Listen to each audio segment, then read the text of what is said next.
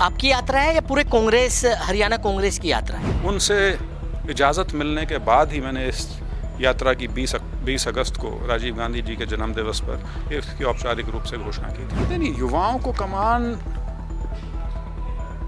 देनी चाहिए, लेकिन युवा को उस कमान को हासिल करने के योग्य भी बनना चाहिए। क्या लगता है कि परिवारवाद भी हावी रहा है इस हरियाणा की राजनीति में?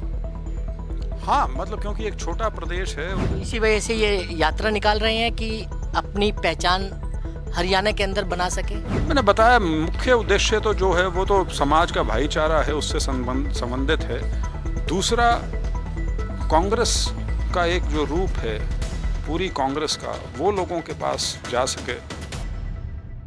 आप देख रहे हैं नवोदय टाइम्स पंजाब केसरी टीवी। हरियाणा के पूर्व सांसद चौधरी विजेंद्र सिंह एक यात्रा निकाल रहे हैं जिसका नाम सद्भाव यात्रा दिया गया है। इसके पीछे मकसद क्या है, खुद चौधरी विजेंद्र सिंह हमारे साथ मौजूद हैं। चौधरी साहब, यात्रा का मकसद क्या है आखिर?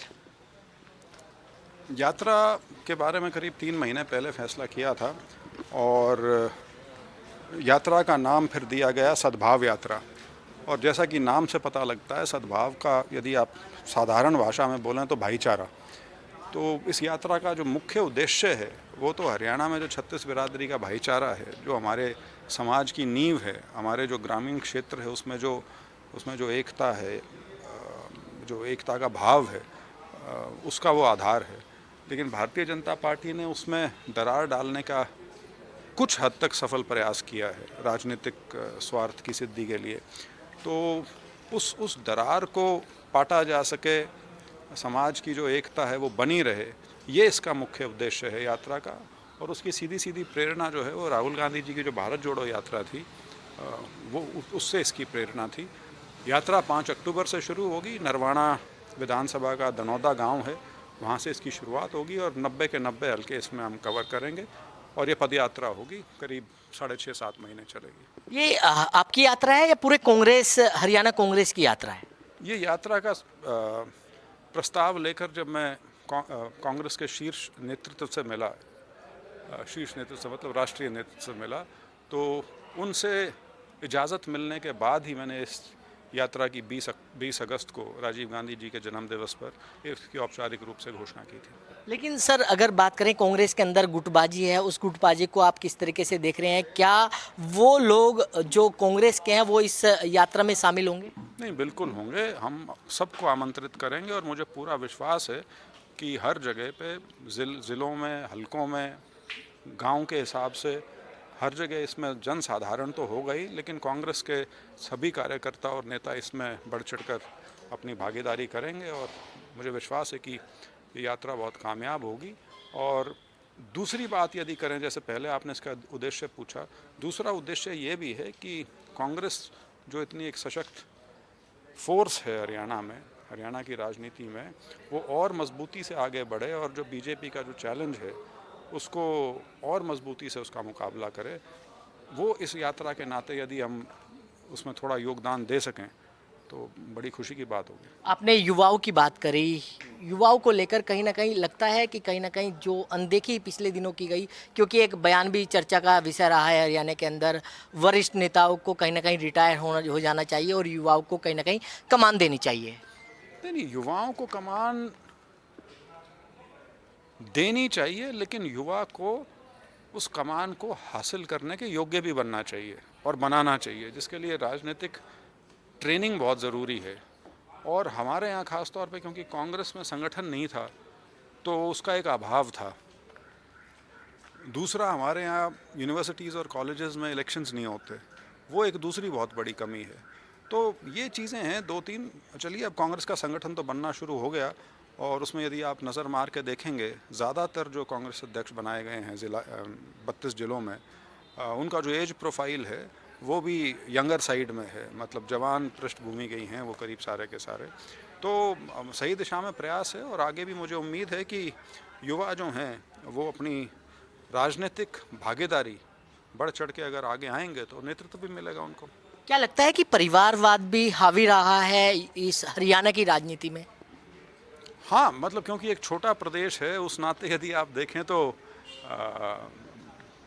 लेकिन उसमें देखिए, मेरा अंत में परिवारवाद में मेरा मानना ये है कि लोकतंत्र में हैं आप, कोई किसी राजनीतिक परिवार से आता है उसको एक शुरुआती तौर पे एडवांटेज है।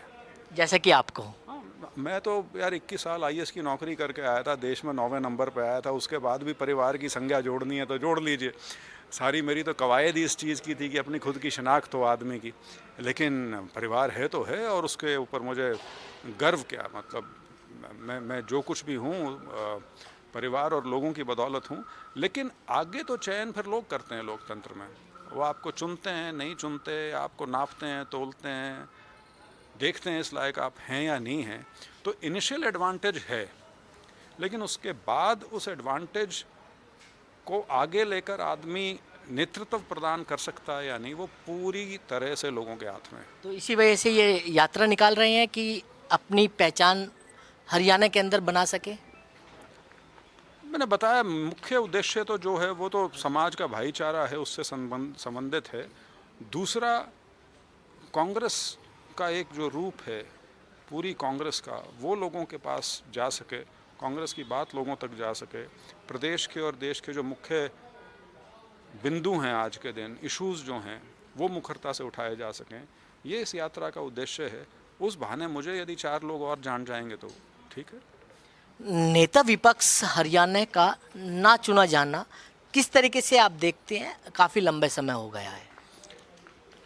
आज के दिन हरियाणा में अच्छा, नेता विपक्ष का पूछा आपने, मैंने सोचा प्रधान जी का पूछना है क्योंकि प्रधान जी तो देवान हैं।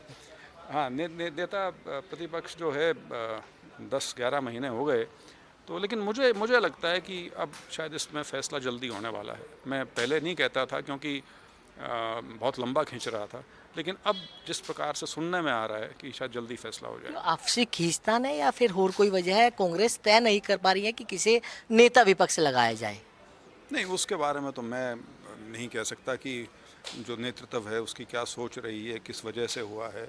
लेकिन ये ज़रूर है कि 2024 की जो में जो इलेक्शन का रिज़ल्ट था उससे एक हताशा का माहौल तो था चारों तरफ। तो डिले का कारण क्या है उसके बारे में मुझे अंदर की कोई सूचना नहीं है।